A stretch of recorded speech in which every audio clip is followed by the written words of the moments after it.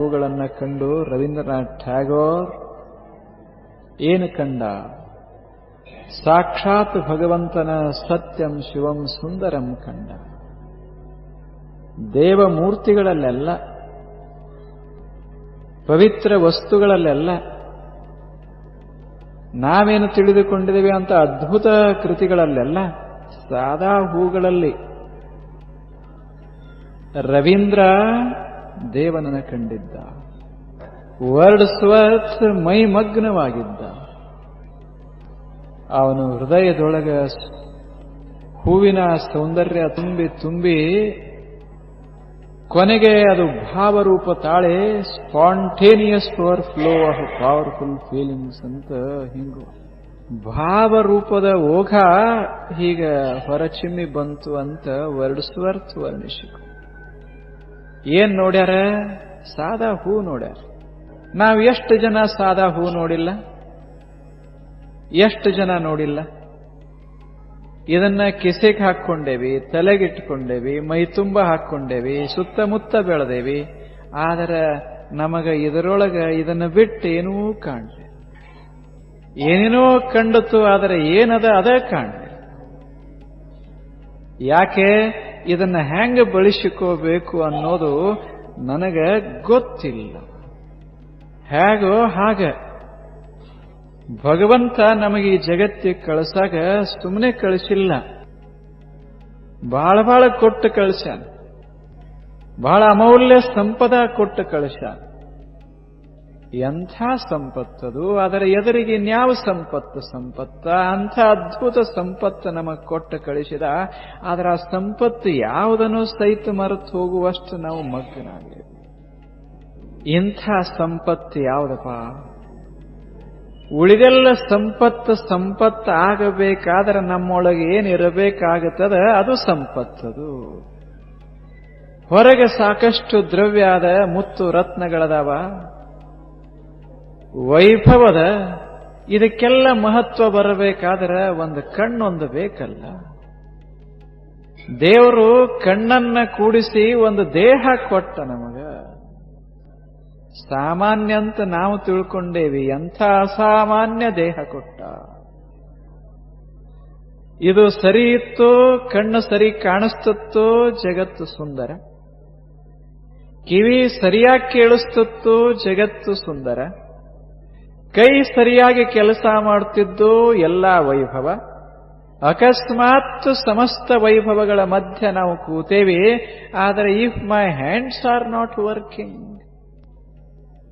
if my eyes are not seeing, if my ears are not hearing, ಏನ್ ಮಾಡೋದದು? If the life itself is not a throbbing in my heart, ಎಲ್ಲ ಅದ. ಏನ್ ಮಾಡೋದದ? ಬೇಕಾದಷ್ಟು ಕೋಟಿ ಐಶ್ವರ್ಯ ಸುತ್ತಮುತ್ತ ಅದ. ಅದರ ನಡು ಕುಂತ ನನಗೆ ಕಣ್ಣು ಕಾಣಿಸದಿದ್ರೆ, ಕಿವಿನೇ ಕೇಳಿಸದಿದ್ರೆ, ಕೈಕಾಲನೇ ಅಳಗಾಡದೆ ಇದ್ರೆ, ಹೃದಯನೇ ಬಡಿಯದೆ ಇದ್ರೆ ಸಂಪತ್ತಿಗೇನರ್ಥದ ಇಲ್ಲ. ಮಜಾದಾಗ ಯಾಕದೇವಿ ಅಂದ್ರೆ ಪಾಪ ಇವು ಕೆಲಸ ಮಾಡ್ತಾವಂತ ತಿಳ್ಕೊಂಡು ಮಜಾದಾಗದೇವಿ. ಕುಡದು ತಿಂದು ಮಜಾ ಮಾಡ್ಕೊಂತ ಯಾಕದೇವಿ? ಪಾಪ ಏನೂ ಬೇಡದಂಥ ಕೆಲವು ದೇಹದ ಅವಯವಗಳು ಕೆಲಸ ಮಾಡಾಕತ್ಯಾವ. Heart is not demanding for the holidays. ನಾವು ಮಜಾ ಮಾಡಕ್ ಹತ್ತೇವಿ, ಆದ್ರೆ ನಮ್ಮ ಹೃದಯ ಮಜಾ ಮಾಡಕ್ ಹತ್ತು ಅಂದ್ರೆ ನಮ್ಮ ಗತಿ ಏನಾಗಬೇಡ. ಹೃದಯ ತಣ್ಣಗೆ ಕೆಲಸ ಮಾಡಕ್ ಹತ್ಯದ. ಯಾಕೆ? ನಾವ್ ಹೆಂಗೆ ಹೆಜ್ಜೆ ಇಟ್ರು ಸಹಿತ ಇವ ತಪ್ಪದ ಅಂತ ಅದು ತಲೆಗೆ ಹಾಕೊಳ್ಳಾರದೆ. ನಾನಿವನ್ನ ಬದುಕ್ಸೇನಿ, ಇವ ಹೀಗ್ಯಾಕೆ ಬದುಕ್ತಾನ ಅಂತ ತಿಳ್ಕೊಂಡು ಅದು ಒಂದು ವೇಳೆ ವಿರಸ ನಮ್ಮ ಮ್ಯಾಲ ಮಾಡ್ತು ಅಂದ್ರೆ, ಹೃದಯ ವಿರಸ ಮಾಡ್ತು ಅಂದ್ರೆ ಗತಿ ಏನಾಗಬೇಡ ಮನುಷ್ಯ.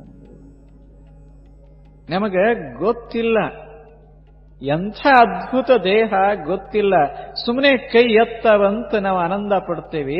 ಆದ್ರೆ ಕೈ ಸಾದಾ ಎತ್ತುವುದಿಲ್ಲ. ಇಷ್ಟು ಎತ್ತಬೇಕಾದ್ರೆ ಎಷ್ಟು ಕಷ್ಟದ. ಪ್ಯಾರಾಲೈಸಿಸ್ ಆಯಿತು ಅಂತ ತಿಳ್ಕೊಳ್ಳಿ, ಒಂದು ಭಾಗಕ್ಕೆ, ನಿಮಗಲ್ಲ ನನಗಾಯಿತು ಅಂತ ತಿಳ್ಕೊಳ್ಳಿ. ಪ್ಯಾರಾಲೈಸಿಸ್ ಆಯಿತು. ಪ್ಯಾರಾಲೈಸಿಸ್ ಅಂದ್ರೆ ಏನು? ಅರ್ಧಾಂಗ ವಾಯು ಆಯಿತು ಅಂತ ತಿಳ್ಕೊಳ್ಳಿ. ಅಶುಭ ಹಂಗ ಅನ್ನಬಾರದು, ಆದರೂ ಆಯಿತು, ನನಗ ಆಯಿತು. ಆ ಬಳಿಕೇನು? ಇಷ್ಟೆಲ್ಲ ಕುಂತು ಮಾತಾಡಕ್ಕೆ ಬರ್ತದೆ? ಇದ್ದ ಕೈಯ, ನಮ್ಮದ ಕೈಯ, ನಾವ ಒಳಗದೇವಿ, ಬೇಕಾದಷ್ಟು ಚಲೋ ಅದೇವಿ ಒಳಗೆ. ಆದ್ರೆ ಏನು ಮಾಡೋದದ? ಒಂದು ಕೈ ಎತ್ತಕ್ಕಾಗೋದಿಲ್ಲ, ಆಗೋದಿಲ್ಲ. ಅದು ಸುಮ್ಮನೆ ಎಲ್ಲಾ ಇಂದ್ರಿಯಗಳ ಕೆಲಸ ಮಾಡ್ತಾವ ಅಷ್ಟೇ, ಎಲ್ಲ ಆರಾಮದೇವಿ. ಜಗತ್ತಿನಾಗ ನಾವು ರಾಜಾರಂಗ ತಿರುಗಾಡಕ್ ಹತ್ತೇವಿ. ಯಾಕೆ? ದೇಹ ಕೆಲಸ ಮಾಡಕ್ ಹತ್ಯದ. ಇಂಥ ಕಾರ್ಯಶೀಲವಾದಂಥ ಸುಂದರ ಅಪ್ರತಿಮ ಸಶಕ್ತ ದೇಹವನ್ನ ಭಗವಂತ ಕೊಟ್ಟ ನಮ್ಮನ್ನ ಈ ಭೂಮಂಡಲಕ್ಕೆ ಕಳಿಸಿದ. ಬರೇ ದೇಹ ಕೊಟ್ಟರು ಆಗ್ತಿರ್ಲಿಲ್ಲ, ಅದರೊಳಗೆ ಒಂದು ಚಲೋ ಮನಸ್ಸಿಟ್ಟ. ಮನಸ್ಸು ಏನಂತ ನಮಗೆ ಗೊತ್ತು ಮಾಡದಷ್ಟು, ಗೊತ್ತಾಗದಷ್ಟು ಸೂಕ್ಷ್ಮ, ಬಹಳ ಸೂಕ್ಷ್ಮ ಮನಸ್ಸ. ನೀವು ಕಣ್ಣು ಮುಚ್ಚಿಕೊಂಡು ನಿಮ್ಮ ಮನಸ್ಸನ್ನ ನೋಡ್ಲಿಕ್ಕೆ ಪ್ರಯತ್ನ ಮಾಡ್ರಿ. ಏನು ಕಾಣಿಸ್ತದೆ?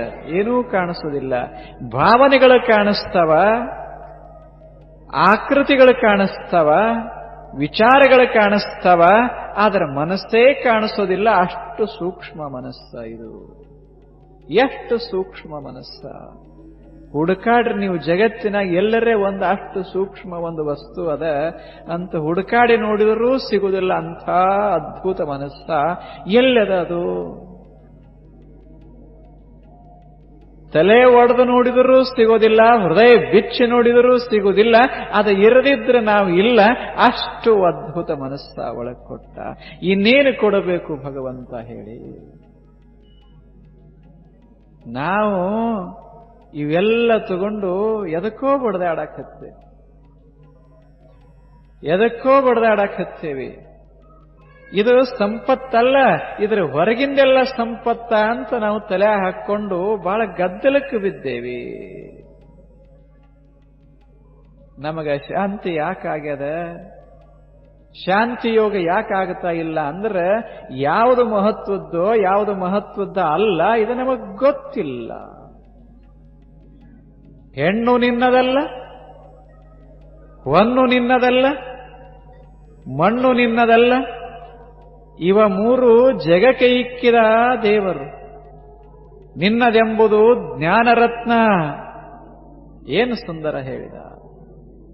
ದೇಹದೊಳಗೆ ಜ್ಞಾನ, ಮನಸ್ಸಿನೊಳಗೆ ಜ್ಞಾನ, ಬುದ್ಧಿಯೊಳಗೆ ಜ್ಞಾನ. ಅದರ ಅರಿವು ಇದು ಬುದ್ಧಿ, ಇದು ಮನಸ್ಸು, ಇದು ದೇಹ. ಈ ಅರಿವು ಯುಕ್ತವಾದಂಥ ದೇಹ, ಮನ, ಬುದ್ಧಿ, these are the great gifts from the god. ಏನು ಕೊಡಬೇಕು ದೇವರು? ಇದಕ್ಕಿಂತ ಭವ್ಯ ವಸ್ತು ಏನದ ಜಗತ್ತಿನೊಳಗಂತ ಕೊಡಬೇಕು. ನಾವು ಮಣ್ಣಿಗಾಗಿ ಇದನ್ನು ಬಳಸಿದ್ದೇವೆ, ನಾವು ಹೊನ್ನಿಗಾಗಿ ಇದನ್ನು ಬಳಸಿದ್ದೇವೆ, ನಾವಿದನ್ನ ಹೆಣ್ಣಿಗಾಗಿ ಬಳಸಿದ್ದೇವೆ. ಆದರೆ ಇದರ ಬೆಲೆನೇ ನಮಗೆ ಗೊತ್ತಾಗಲಿಲ್ಲ. ಇದಕ್ಕಾಗಿ ಜಗತ್ತಿಗಾಗಿ ಇದಲ್ಲ. ಇದನ್ನ ಪೋಷಿಸಬೇಕು. ಹೇಗೆ ಮನಸ್ಸ ಬಂತೋ ಹಾಗೆ ಮನಸ್ಸಿನ ಸ್ವರೂಪ ಪೋಷಿಸಬೇಕಾಗ್ತದೆ. ಇದು ಎರಡನೇದ್ದು. ಭಾವನೆಗಳ ಸುಂದರ ಸಾಧನೆ ಮನಸ್ಸ. It is the seat of emotions. ಆ ಬಳಿಕ ಇನ್ನೊಂದಿಷ್ಟು ಒಳಗೆ ಹೊಕ್ರ ಇನ್ನೊಂದು ಚಲೋ ವಸ್ತು ಕೊಟ್ಟ ದೇವರು. ಅದು ಅಂದ್ರೆ ಏನಂದ್ರೆ ತಿಳುವಳಿಕೆ ಕೊಟ್ಟ. ತಿಳುವಳಿಕೆ. ನಾನು ಮನುಷ್ಯ, ಇದು ಗಡಿಯಾರ, ಇದು ಜಡ, ನಾನು ಚೇತನ, ನಾನು ಬೇರೆ. ಭಾವನೆ ಪ್ರತ್ಯೇಕಿಸುವಂಥ ಒಂದು ಏನು ಶಕ್ತಿ ಅದ, ಆ ಶಕ್ತಿಯುಳ್ಳಂಥ ಒಂದು ಸಾಧನೆ ಕೊಟ್ಟ ದೇವರು. ಅದಕ್ಕೆ ಇಂಟಲೆಕ್ಟ್ ಅಂತ ಕರೀಬೇಕು. ಒಂದು ಕಡೆ body, then there is the mind, after it the intellect. ಏನು 3 ವಸ್ತುಗಳ ಅದ್ಭುತ ವಸ್ತುಗಳನ್ನು ಹುರಿಗೊಳಿಸಿ ಅದನ್ನೆಲ್ಲ ಬೆರೆಸಿ ಒಂದು ರಸಪಾಕ ಮಾಡಿ ಈ ದೇಹದಾಗ ಪ್ರತ್ಯೇಕ ಮಾಡಲಿಕ್ಕೆ ಬರದಷ್ಟು ಒಂದುಗೂಡಿಸಿ ಇದನ್ನೆಲ್ಲ ಕೊಟ್ಟು ಹೇಳ್ದ, ಹೋಗು ಭೂಮಂಡಲಕ್ಕೆ, ಬಹಳ ಅದ್ಭುತ ವಸ್ತುವನ್ನು ಕೊಟ್ಟಿದ್ದೇನೆ, ಹೋಗು, ಹೊರಗೆ ಸೃಷ್ಟಿಯನ್ನು ನಿರ್ಮಾಣ ಮಾಡಿದ್ದೇನೆ, ನಿನ್ನೊಳಗೆ ಇಂಥ 3 ವಸ್ತುಗಳನ್ನು ಕೊಟ್ಟಿದ್ದೇನೆ, ಹೋಗು ಇವುಗಳನ್ನು ಚೆನ್ನಾಗಿ ಬಳಸಿಕೋ ಅಂತ ಕಳಿಸಿಕೊಟ್ಟ. ಯಾರು? ದೇವರು ಕಳಿಸಿಕೊಟ್ಟ. ಯಾರು ಕಳಿಸಿಕೊಟ್ರೋ ಅವರು ದೇವರಂತ ತಿಳ್ಕೊಳ್ಳಿ. ಕಳಿಸಿಕೊಟ್ಟ. ಅವ ಶಿವ ಇರಬಹುದು, ವಿಷ್ಣು ಇರಬಹುದು, ಬ್ರಹ್ಮ ಇರಬಹುದು. ಅವ್ರು 3 ಇಲ್ಲ ಅಂತ ನಿಮ್ಮ ತಿಳುವಳಿಕೆ ಇದ್ರೆ ಮತ್ಯಾವರೇ ಇರಬಹುದು. ಅದು ಇಲ್ಲ ಅಂತ ತಿಳ್ಕೊಂಡ್ರೆ ಏನು ಗೊತ್ತಿಲ್ಲದರೆ ಕೊಟ್ಟ ಕಳಿಸಿರಬಹುದು. ಇಲ್ಲ, ಏನೋ ಒಂದು ಅದ್ಭುತವಾದಂತಹ ಶಕ್ತಿ, ಸಾಮರ್ಥ್ಯ. ಅದು ಏನು ಮಾಡ್ತು ಅಂದ್ರೆ ನಮ್ಮನ್ನ ಹಿಂಗ್ ಮಾಡಿ ಈ ಭೂಮಂಡಲಕ್ಕೆ ಕಳಿಸಿ ನೀವು ಬೀದರ್ದಾಗ ಅವತರಿಸ್ರಪ್ಪ ಅಂತ ತಿಳ್ಕೊಂಡು ನಿಮ್ಮನ್ನೆಲ್ಲ ಬೀದರ್ದಾಗ ತಂದಿಟ್ಟು. ನೀವೆಲ್ಲ ಅವತಾರಿಗಳು. ಬಸವಣ್ಣೊಬ್ಬನೇ ಅವತಾರಿ ಅಲ್ಲ, ನೀವು ಎಲ್ಲ ಅವತಾರಿಗಳೇ. ಯಾಕೆ ಮ್ಯಾಲಿಂದ ಬಂದವರೇ ವಿನಃ ಕೆಳಗಿಂದ ಬಂದವರು ಯಾರಲ್ಲ. ಎಲ್ಲರೂ ಅವತಾರಿಗಳು. ಆದರೆ ಬಸವಣ್ಣವ್ರಿಗೆ ಅದು ಗೊತ್ತದ, ನಮಗ ಅವತಾರ ಆಗೋದಿಲ್ಲ, ತಿಳ್ಕೋಬೇಕಾಗ್ತದೆ. ಅವತಾರ ಅಂದ್ರೆ ಏನಂತ ತಿಳಿದು ಬಿಟ್ರೆ ನೀವು ಅವತಾರ, ನಾನು ಅವತಾರ, ಇವರು ಅವತಾರ, ಅವರು ಅವತಾರ, ಗೊತ್ತಿಲ್ಲದವರು ಅವತಾರ, ಗೊತ್ತಿದ್ದದ್ದು ಅವತಾರ. ಆತ್ಮನಃ ಆಕಾಶ ಸಂಭೂತ, ಆಕಾಶಾದ್ ವಾಯು, ವಾಯೋರಗ್ನಿ, ಅಗ್ನೇರಾಪ, ಆಪಾದ್ ಪೃಥಿವೀ, ಪೃಥಿವ್ಯಾ ಓಷಧಯ. ಓಷಧೇಭ್ಯ ಸರ್ವಾಣಿ ಭೂತಾನಿ ಜಾತಾನಿ. ಆತ್ಮನಿಂದಾಯಿತು ಆಕಾಶ, ಆಕಾಶದಿಂದಾಯಿತು ವಾಯು ಅಂದಿಲ್ಲ ಒಬ್ಬ ವಚನಕಾರ. ಹಿಂಗ ಇಳಿತಾ ಇಳಿತಾ ಇಳಿತಾ ಶಕ್ತಿ ಇಳಿತಾ ಇಳಿತಾ ಇಳಿತಾ ಬಂತು. ಇಳಿದು ಬಂದು ಈ ರೂಪ ತಾಳತು, ಇಳಿದು ಬಂದು ಆ ರೂಪ ತಾಳತು, ಇಳಿತು ಬಂತು ಈ ರೂಪ ತಾಳತು ಅನ್ನೋದು ಗೊತ್ತಿಲ್ಲದಕ್ಕಾಗಿ ಕಾಮಕ್ಕಾಗಿ ಬಡದಾಡಕತ್ತೇವಿ, ಕ್ರೋಧಕ್ಕಾಗಿ ಬಡದಾಡಕತ್ತೇವಿ, ಲೋಭಕ್ಕಾಗಿ ಬಡದಾಡಕತ್ತೇವಿ. ಪ್ರಾಣವಾದರೆ ಚಿಂತಿಲ್ಲ, ಈ ಗಿಡ ಉಳಿಸಿಕೋಬೇಕಂತ ಹೊರಟೇವಿ. ಸಣ್ಣ ಮಾತುಗಳು, ಸಣ್ಣ ಸಣ್ಣ ಸಂಗತಿ. ಪ್ರಾಣ ಸಹಿತ ನಾವು ಪರಿವೆ ಇರದಂಗ ಸಾಮಾನ್ಯ ವಸ್ತುಗಳಿಗಾಗಿ ಬಡದಾಡ್ತೇವೆ. ಹಂಗಿರಬೇಡ. ಒಂದು ಮನ್ಯಾಗ ಇಬ್ರು ಅಣ್ಣ ತಮ್ಮ, ಇಬ್ರು ಒಕ್ಕಲಿಗರು. ತಂದೆ ಶ್ರೀಮಂತ, ದೊಡ್ಡ ಆಸ್ತಿ, 100 ಎಕರೆ ಭೂಮಿ ಮನ್ಯಾಗ. ತಂದೆ ತೀರ್ಕೊಳ್ಳುವಾಗ ಏನ್ ಮಾಡ್ದ, ಒಂದೇ ಹಾಸಿಗೆ ಭೂಮಿ ಮಧ್ಯದಲ್ಲಿ ಗೆರಿ ಹೊಡೆದು ಆತ ಹೇಳ್ದ, ಇದನ್ನ ನೀ ಸಣ್ಣವ್ ತಗೋಪ, ಇದನ್ನ ನೀ ದೊಡ್ಡವ ತಗೋ. ಆದ ಘಟನಾ ಇದು. ದೊಡ್ಡವ ತಗೋ, ಇದು ಸಣ್ಣವ ತಗೋ ಅಂತ ಕೊಟ್ಟ. 4 ದಿವಸದಾಗ ಸತ್ತೋದ ತಂದೆ. ಪಾಪ ಎಷ್ಟು ಗಳಿಸಿದ್ದ, ಮೊದಲಿರಲಿಲ್ಲ, ಕಷ್ಟಪಟ್ಟು ಗಳಿಸಿದ್ದ ಮುದಕ. ಕೊಟ್ಟು ಹೋದ. ಅಲ್ಲಿ ಏನಾಗಿತ್ತು, ಈ ಕಡೆ ಒಂದು 50 ಎಕರೆ ಭೂಮಿ, ಈ ಕಡೆ ಒಂದು ಫಲವತ್ತಾದ 50 ಎಕರೆ ಭೂಮಿ. ಎಲ್ಲಿ ಗೆರಿ ಹಾಕಿ ಒಂದು ಒಡ್ಡಿತ್ತು, ಒಡ್ಡ ಅದು ಸೀಮಾ. ಆ ಸೀಮಾದ ಮೇಲೆ ಒಂದು ಜಾಲಿ ಗಿಡ ಬೆಳೆದತ್ತು, ನಟ್ ನಡುವ. ಅದು ಯಾಕೆ ಬೆಳೆದತ್ತೋ ಯಾರಿಗ್ ಗೊತ್ತಾ? ನಟ್ ನಡುವ ಬೆಳೆದತ್ತದ. ಎಷ್ಟು ನಟ್ ನಡುವ ಬೆಳೆದತ್ತು ಅಂದ್ರೆ ಇವಂದಂತ ಹೇಳಿಕೆ ಬರಂಗಿಲ್ಲ, ಇವಂದಂತ ಹೇಳಿಕೆ ಬರುವುದಿಲ್ಲ, ಅಷ್ಟು ನಟ್ ನಡುವ ಬೆಳೆದತ್ತದು. ಏನು ಜಾಲಿಗಿಡ?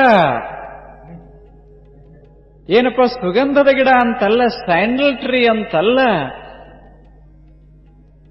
ಜಾಲಿಗಿಡ ಬೆಳೆದಿತ್ತು. ಬಹಳ ಹುಲುಸಾಗಿ ಬೆಳೆದಿತ್ತು. ಆ ಕಡೆ 1-2 ಟೊಂಗಿ, ಈ ಕಡೆ 1-2 ಟೊಂಗಿ, ಹೀಗೆ ಬೆಳೆದ ನಿಂತಿತ್ತು. ಇವರು ಇಬ್ಬರು ಕೆಲಸ ಪ್ರಾರಂಭ ಮಾಡಿದರೆ, ಆ ಕಡೆ ಒಬ್ಬ, ಈ ಕಡೆ ಒಬ್ಬ.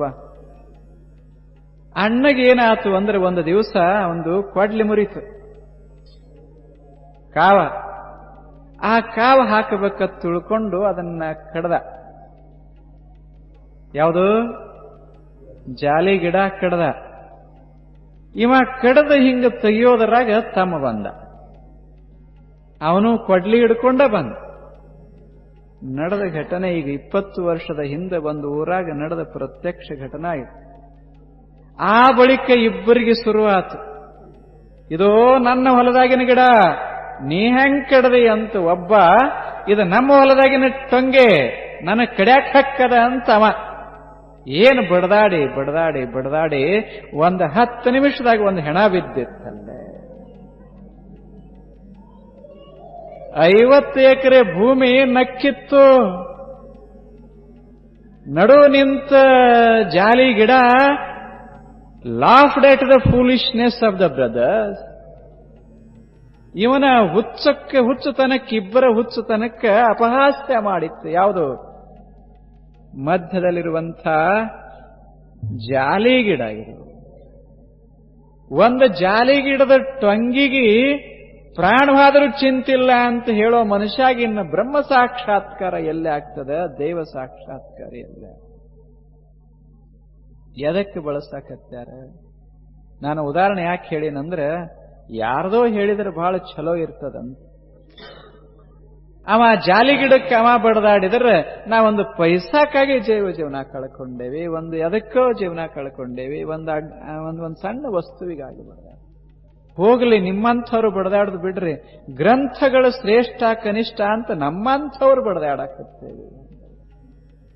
ಇದು ಬಹಳ ದೊಡ್ಡದು, ಇದು ಬಹಳ ದೊಡ್ಡದಂತವ, ಇದು ಬಹಳ ದೊಡ್ಡದಂತಿವ. 2 ಪುಸ್ತಕ ಮನುಷ್ಯ ಬರದ 2 ಪುಸ್ತಕಕ್ಕೆ ಏನು ಬಡದಾಡಕತ್ತೇವೆ.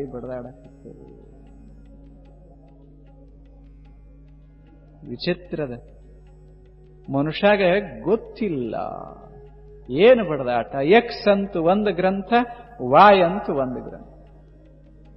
ವಾಯನೇ ಶ್ರೇಷ್ಠ ಅಂತ ಒಬ್ಬ, ಎಕ್ಸ್ ಶ್ರೇಷ್ಠ ಅಂತ ಒಬ್ಬ. ಅದ್ಯಾಂಗಂತಿವ ಅದ್ಯಾಂಗಂತವ. ಆ ಬಳಿಕ ಶುರುವಾತ. ಅದು ಹೀಗ ಶುರುವಾತ. ಗ್ರಂಥಲ್ಲೇ ಬಿದ್ದು ಪಾಪಿ ಜನ ಪ್ರಾಣ ಕಳ್ಕೊಂಡ್ರು. ಗ್ರಂಥಕ್ಕಾಗಿ ಬಡದಾಡೋರು ಸಾವಿರ ಜನ, ವಸ್ತುಗಳಿಗೆ ಬಡದಾಡದವರು ಸಾವಿರ ಜನ. ಅಂದಿಲ್ಲ, ಹೊನ್ನಿಗಾಗಿ ಸತ್ತವರು ಕೋಟಿ. ಎಲ್ಲ ಇದಕ್ಕಾಗಿ ಸತ್ತವರು ಬಹಳ ಜನ. ನಿನಗಾಗಿ ಸತ್ತವರನ್ನೊಬ್ಬರನ್ನು ಕಾಣೆ ಗುಹೇಶ್ವರ. ಯಾರು? ಗುಹೇಶ್ವರ. ಏನು ಹೇಳ್ತಾರೆ?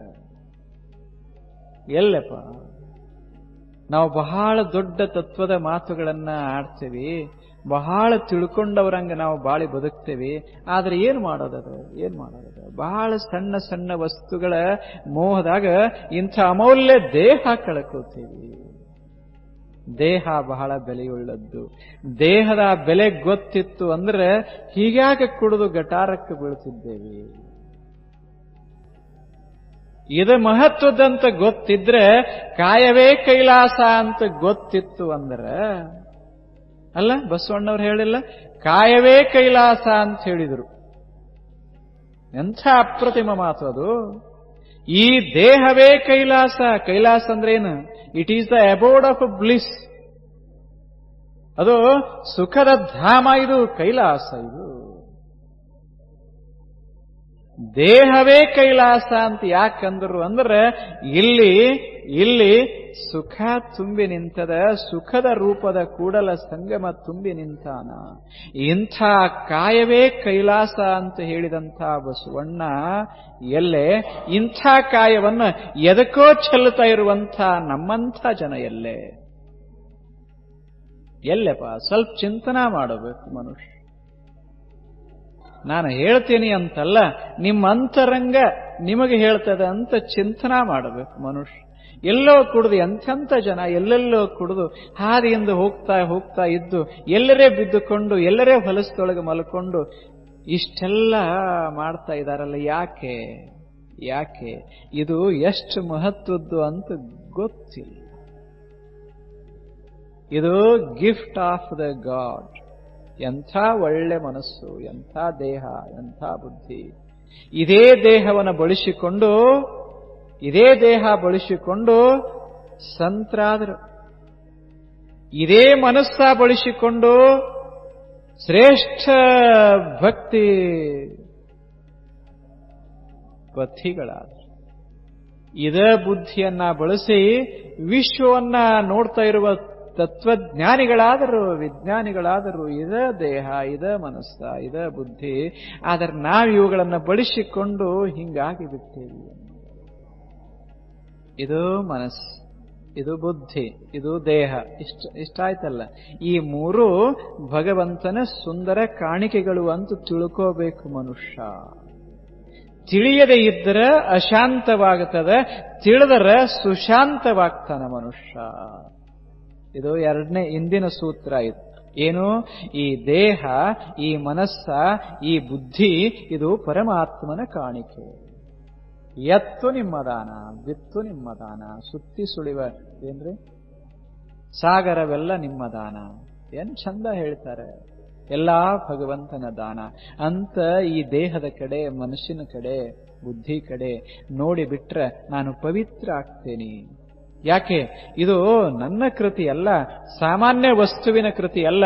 ಇದು ಭಗವತ್ತು ಸ್ಪರ್ಶಿ ತಂದ ಬಳಕ ಇದು ಬಹಳ ಪವಿತ್ರ. ದೇಹ ಕ್ಷುಲ್ಲಕ ಅಂತ ಭಾವಿಸದೆ ಇರಬೇಕು.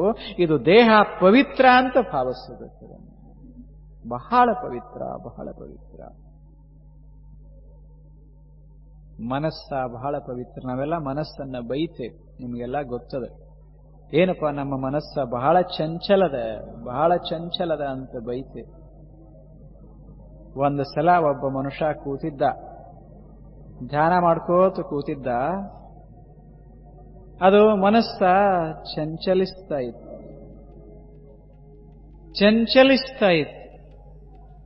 ಆ ದಿವಸ ಇವ ಹೋಗಿ ನೋಡಿದ್ದ, ಸಿನಿಮಾ ನೋಡಿದ್ದ ಅಥವಾ ನಾಟಕ ನೋಡಿದ್ದ ಹಿಂದಿನ ಕಾಲದಾಗ.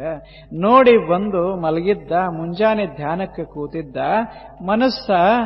ಮನಸ್ಸ ಇರ್ಲಿಲ್ಲ. ಇವ ಧ್ಯಾನ ಮಾಡಕ್ ಹತ್ತಿದ್ದ, ಮನಸ್ಸ ನಾಟಕ ನೋಡಕ್ ಹತ್ತಿದ್ದ.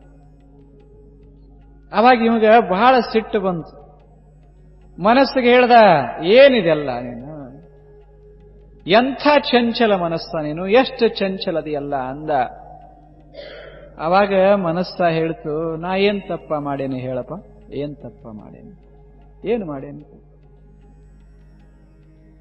ಅಲ್ಲ, ನಾ ಧ್ಯಾನ ಮಾಡ್ತಾ ಇರುವಾಗ ನೀ ನಾಟಕ ನೋಡಕ್ ಹತ್ತಿದೆಯಲ್ಲ. ಮನಸ್ಸ ಹೇಳ್ತು, ತೋರಿಸ್ದವ್ ನೀನೇಪ್ಪ, ನಾ ಎಲ್ಲಿ ನೋಡಕ್ ಹೊರಟಿದ್ದೆ, ನಿನ್ನೆ ತೋರಿಸ್ದವ್ ನೀನು. ಎಷ್ಟು ಆಸಕ್ತಿಯಿಂದ ನೀ ಮೈ ಮರೆತಿ 3 ತಾಸ, ಅಷ್ಟು ಮೈ ಮರೆತಾಗ ನಾನು ಮೈ ಮಗ್ಗನಾಗಿ ನೋಡದೆ ಇನ್ನೇನು ಮಾಡ್ಲಿ ಹೇಳೋ? ನೀ ನೋಡಂತಂದಾಗ ನೋಡದೆ, ಮಗ್ಗನಾಗಿ ನೀ ನೋಡದೆ, ನಾನು ಮಗ್ಗನಾಗಿ ನಿನಗೆ ತೋರಿಸಿದೆ. 3 ತಾಸ ಮಗ್ಗನಾಗಿ ಅನುಭವಿಸಿದ್ದನ್ನ ಈಗ ನೆನೆಸಿಕೊಳ್ಳದೆ ಇನ್ನೇನು ಮಾಡ್ಲಿ ಹೇಳೋ? ಮನುಷ್ಯನೇ ಇನ್ನೇನು ಮಾಡಬೇಕು ಹೇಳು? ನೀನು ಒಂದು ವೇಳೆ ನಾಟಕ ನೋಡಾಗ ಎಷ್ಟು ಆಸಕ್ತಿ ಇತ್ತೋ ಅಷ್ಟು ಇದನ್ನು ಮಾಡಾಗ ಆಸಕ್ತಿ ಇದ್ದಿದ್ರೆ ನಾನ್ಯಾಕೆ ಹೋಗ್ತಿದ್ದೆ ಅಲ್ಲೇ? ನಾನ್ಯಾಕೆ ಹೋಗ್ತಿದ್ದೆ? ನಿನಗೆ ಅದರಾಗ ಆಸಕ್ತಿ ಇದ್ದಷ್ಟು ಇದರಾಗ ಇಲ್ಲ. ಟೆಲಿವಿಷನ್ದಾಗ ಆಸಕ್ತಿ ಇದ್ದಷ್ಟು ಈ ಟೆಲಿವಿಷನ್ದಾಗ ಎಲ್ಲಿರಾಕಾಗ್ತದೆ? ಸುಮ್ಮನೆ ನಾನು ಒಂದು ಕಟ್ಟಿಕೊಂಡೇನಿ, ನೀವಿಷ್ಟು ಕಟ್ಟಿಕೊಂಡಿರಿ, ಅವರಿಷ್ಟು ಕಟ್ಟಿಕೊಂಡಾರೆ, ಏನೋ ನೋಡ್ದಂಗ ಮಾಡ್ತೇವೆ. ಅದೊಂದು ಪದ್ಧತಿ ಅಷ್ಟೆ, ಪದ್ಧತಿ.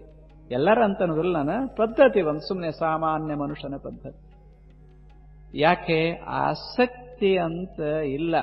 ಅದಕ್ಕೆ ಮನಸ್ಸು ಹೇಳ್ತದೆ, ನಂದು ತಪ್ಪಲ್ಲಪ್ಪ, ಅದ ನಿಂದ ತಪ್ಪದ.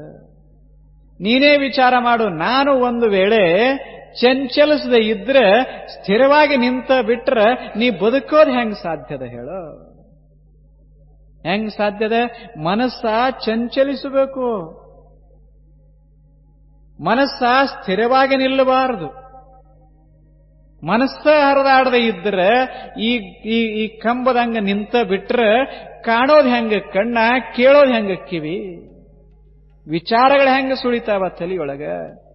ಈಗ ನಾ ಆಡ್ದಂಗ ನಿಮ್ಮ ಮನಸ್ಸು ಸುಮ್ಮನೆ ತಣ್ಣಗಿತ್ತು ಅಂದ್ರೆ ಚಲಿಸ್ದಂಗಿತ್ತು ಅಂದ್ರೆ ಹೆಂಗ ತಿಳಿತದ? ನಾ ಯಾವ ಶಬ್ದ ನುಡಿತೀನಿ, ಶಬ್ದ ಮನುಷ್ಯನಾಗ ಹೋದ ಮರುಕ್ಷಣವೇ ಮನಸ್ಸ ಶಬ್ದದ ರೂಪ ತಾಳೆ, ಶಬ್ದದ ಅರ್ಥದ ರೂಪ ತಾಳೆ, ಅರ್ಥದ ಸುತ್ತ ಭಾವ ರೂಪ ತಾಳೆ, ಸಂತೋಷ ಪಡ್ತದ ಇಲ್ವೇ ದುಃಖ ಪಡ್ತದ ಅಂತ ತಿಳ್ಕೊಂಡು ಅನುಭವ ಆಗ್ತದ ನಮಗ. ಮನಸ್ಸೇ ಕೆಲಸ ಮಾಡದಿದ್ರೆ, ಮನಸ್ಸೇ ಚಂಚಲಿಸದೇ ಇದ್ರೆ, ಮನಸ್ಸು ನಿಧಾನವಾಗಿ ಬಿಟ್ರೆ ಹೆಂಗಾಗ್ತದೆ? ಮನಸ್ಸ ಅದು ಚಂಚಲಿಸಬೇಕು. ಮನುಷ್ಯಾಗ ಹೇಳ್ತು, ಮನುಷ್ಯನೇ ನೀನು ಬದುಕಬೇಕಾದ್ರೆ ನಾ ಹಿಂಗೆ ಇರಬೇಕು.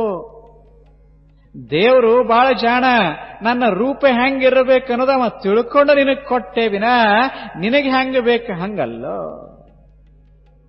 ಹಂಗಲ್ಲ. ನೀನು ಬಯಸ್ದಂಗೆ ಮನಸ್ಸಾಯಿತು ಅಂದ್ರೆ ಆ ಬಳಿಕ ಏನ್ ಮಾಡ್ತಿ ಹೇಳೋ? ಏನ್ ಮಾಡ್ತಿ? ನೋಡ್ಲಿಕ್ಕಾಗೋದಿಲ್ಲ, ಕೇಳಲಿಕ್ಕಾಗೋದಿಲ್ಲ, ವಿಚಾರ ಮಾಡ್ಲಿಕ್ಕಾಗೋದಿಲ್ಲ, ಭಾವಿಸ್ಲಿಕ್ಕಾಗೋದಿಲ್ಲ.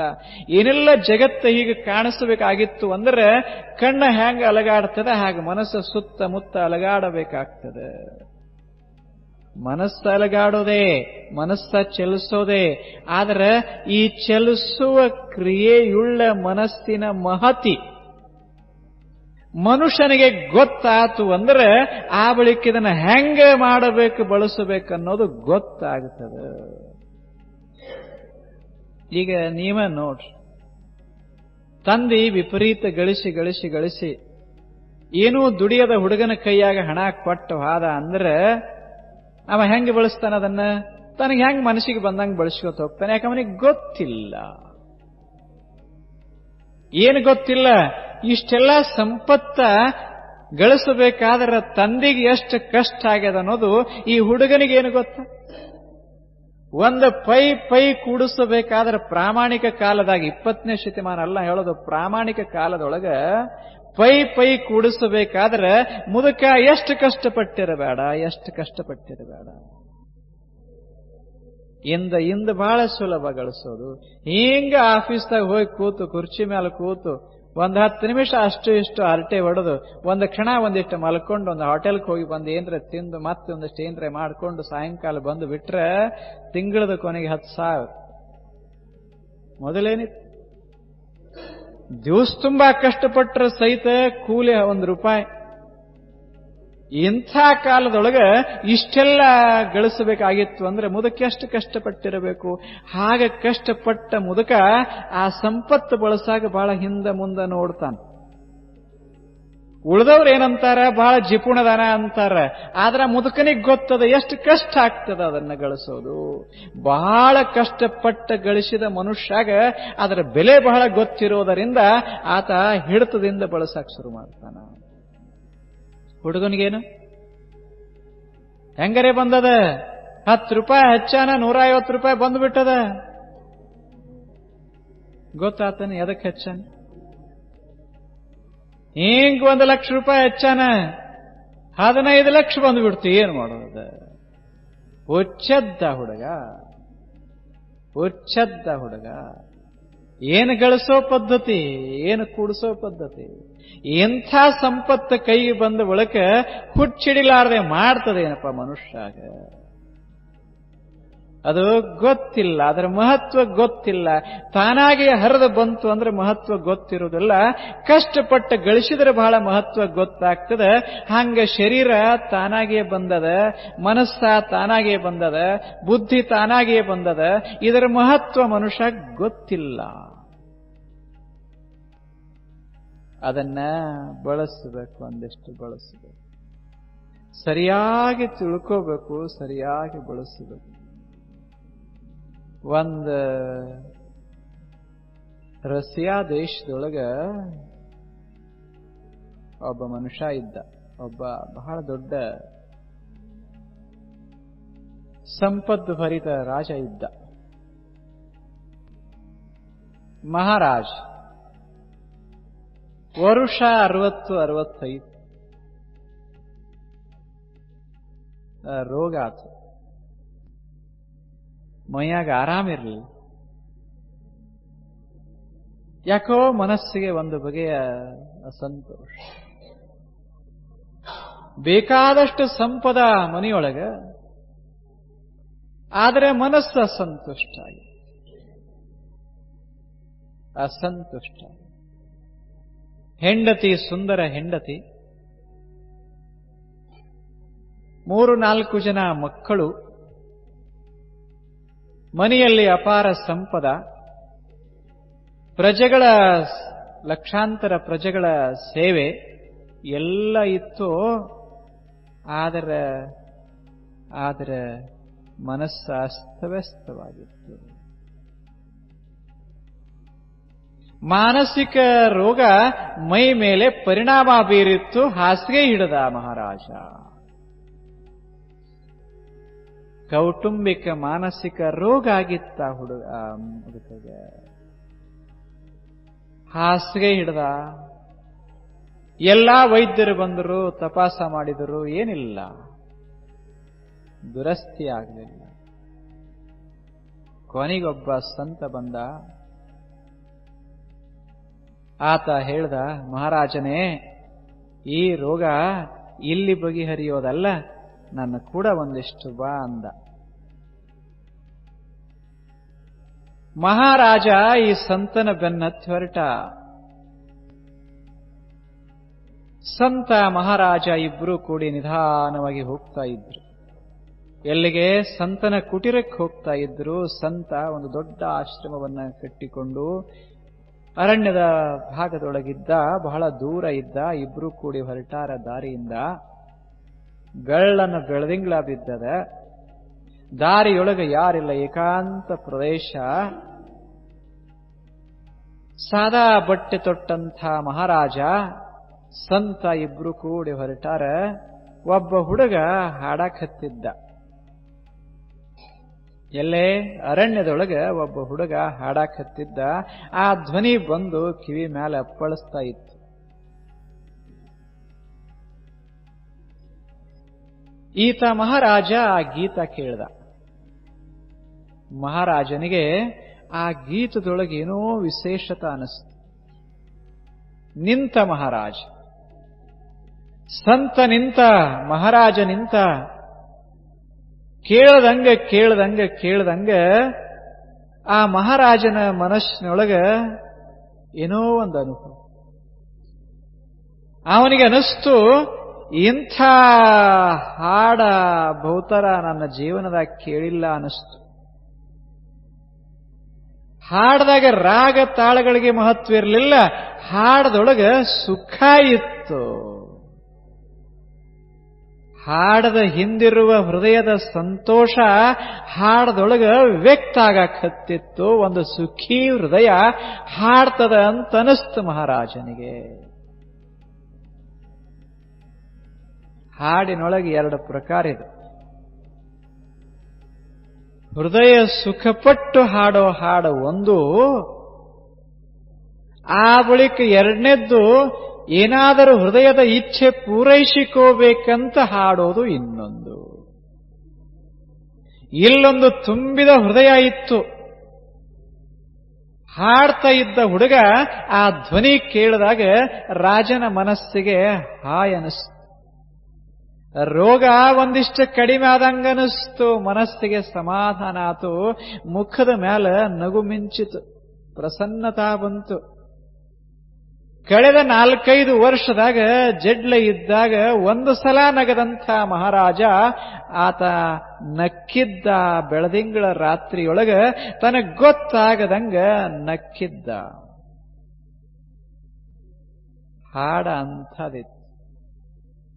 ಇಲ್ಲಿವರೆಗೆ ಬೇಕಾದಂಥ ಹಾಡುಗಳನ್ನ ಕೇಳಿದ್ದ. ಇಡೀ ರಷ್ಯಾ ದೇಶದ ಎಲ್ಲಾ ಸಂಗೀತಗಾರರು ಬಂದಿದ್ರು. ಆದರೆ ಯಾವುದೇ ಸಂಗೀತಗಾರ ಹಾಡುವಾಗ ಮಹಾರಾಜರಿಂದ ಏನಾದರೂ ಪಡಿಬೇಕಂತ ಹಾಡಾಕತ್ತಿದ್ದೇ ವಿನಃ ತುಂಬಿ ಹಾಡಿರಲಿಲ್ಲ. ಆದ್ದರಿಂದ ಅವರ ಹಾಡಿನೊಳಗೆ ಏನೋ ಕೊರತೆ ಅನಿಸ್ತಿತ್ತು. ಈ ಕೊರತೆ ತುಂಬಿತ್ತಿಲ್ಲೇ. ಮಹಾರಾಜ ಹುಡುಗ ಹಾಡ್ತಾ ಇದ್ದ. ಇನ್ನ ಮಹಾರಾಜ ಸಂತನಿಗೆ ಕೇಳ್ದ, ಈ ಹಾಡ ಯಾರು ಹಾಡಾಕತ್ಯಾರ ಅಂದ. ಸಂತ ಹೇಳ್ದ, ಅದೇನ್ ದೊಡ್ಡ ದೊಡ್ಡ ಸಮಸ್ಯೆ ಅಲ್ಲ, ದೊಡ್ಡ ಪ್ರಶ್ನೆ ಅಲ್ಲ, ನಾವಲ್ಲಿ ಹೋಗಿ ಬಿಟ್ರೆ ತಾನೇ ಗೊತ್ತಾಗ್ತದೆ ಯಾವ ಹಾಡ್ತಾನ. ಸಂತ ಮಹಾರಾಜ ಇಬ್ರು ಕೂಡಿ ಆ ಕಡೆ ಹೋದ್ರು. ಒಂದು ಸಣ್ಣ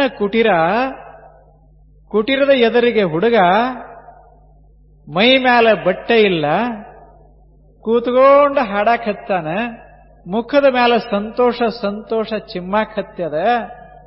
ಗುಡಿಸಲು ಬಾಗಿಲ ತೆರೆದದ. ಹುಡುಗನ ಕೂದಲ ಕೆದರದ. ಕಣ್ಣೊಳಗೆ ಅದ್ಭುತ, ಬೆಳದಿಂಗಳೊಳಗೆ ಕಣ್ಣ ಮಿಂಚಾಕತ್ಯಾವ. ಏನ್ ನೋಡ್ಬೇಕು ಹುಡುಗನ ರೂಪ. ಮಹಾರಾಜ ಸಂತ ಹೀಗೆ ಹುಡುಗನ ಹತ್ತಿರ ಬಂದಾರ. ಹುಡುಗ ಇವರಿಬ್ಬರನ್ನ ನೋಡಿ ಹಾಡ ನಿಲ್ಲಿಸಿದ. ಸಂತರು ಹುಡುಗನಿಗೆ ಪರಿಚಯ ಇತ್ತು, ವಂದಿಸಿದ. ಯಾಕೆ ತಾವು ಬಂದಿದ್ದು ಅಂದ ಹುಡುಗ. ಅವಾಗ ಮಹಾರಾಜ ನಿಂತಿದ್ದಲ್ಲ, ಅಲ್ಲ ನೀನು ಎಷ್ಟು ಹೃದಯಪೂರ್ಣವಾಗಿ ಹಾಡ್ತೀಯಲ್ಲ, ಸುಖದ ಗೀತ ಹಾಡ್ತೀಯಲ್ಲ, ನಿನ್ನಲ್ಲಿ ಸುಖ ಪಡಾಕಿ ಏನದ ಅಂದ. ಆವಾಗ ಹುಡುಗ ನಕ್ಕ ಹೇಳ್ತಾನ, ಮಹಾರಾಜನೇ ಸುಖ ಪಡಾಕಿ ಏನರೇ ಬೇಕಂತ ಎಲ್ಲದ ಇಲ್ಲೇ? ಸುಖ ಪಡಾಕಿ ಏನರೇ ಬೇಕಂತ ನಿಮ್ಮ ಕಲ್ಪನಾ ಎಂಥ ಹುಚ್ಚುತನದ ಕಲ್ಪನಾ ಅಂದ ಹುಡುಗ. ಅಲ್ಲಿ ತಕ ಮಹಾರಾಜ ತಿಳ್ಕೊಂಡಿದ್ದ ಸುಖ ಪಡಬೇಕಾದ್ರೆ ಏನರೇ ಬೇಕಾಗ್ತದ ಅಂತ ತಿಳ್ಕೊಂಡಿದ್ದ. ಅದಕ್ಕೆ ಏನರೇ ಗಳಿಸಿ ಸುಖ ಪಡಬೇಕಂತ ಹೊರಟ ಮಹಾರಾಜನಿಗೆ ಒಂದು ಕ್ಷಣ ಶಾಕ್ ಆಗಿತ್ತು ಈ ಮಾತು ಕೇಳಿ. ಅವಾಗ ಮಹಾರಾಜ ಅಂದ, ನಿನಗ ಏನಿಲ್ಲ, ಏನು ಇಲ್ಲೇನು ಅಂದ. ಮನಿ ಇಲ್ಲೇ ನಿನಗೆ ಅಂದ. ಅವಾಗ ಹುಡುಗ ಹೇಳ್ದ, ಮನಿ ಅದ, ಆದ್ರೆ ನನ್ನ ಮನಿ ಅಂತಿಲ್ಲ, ನನ್ನದೇ ಮನಿ ಅಂತಿಲ್ಲ. ಹೆಂಡತಿ ಅಂದ, ಆ ವಿಚಾರ ತಲೆಯೊಳಗೆ ಇನ್ನ ಬಂದಿಲ್ಲ ಅಂದ ಹುಡುಗ. ತಿನ್ನಾಕ ಉಣ್ಣಾಕ ಉಡಾಕ ಐಶ್ವರ್ಯ ಅಂದ, ಅದರ ಕೊರತೆ ಉಂಟಾಗಿಲ್ಲ ಅಂದ ಹುಡುಗ. ಕಣ್ಲೆ ನೋಡಾಕತ್ಯಾನ ಮಹಾರಾಜ. ತೆರೆದ ಗುಡಿಸಲ ಬರಿದು, ಮೈ ಮ್ಯಾಲ ಬಟ್ಟೆ ಇಲ್ಲ. ಇಂಥ ಒಬ್ಬ ಹುಡುಗ ಅನಾಕತ್ಯಾನ.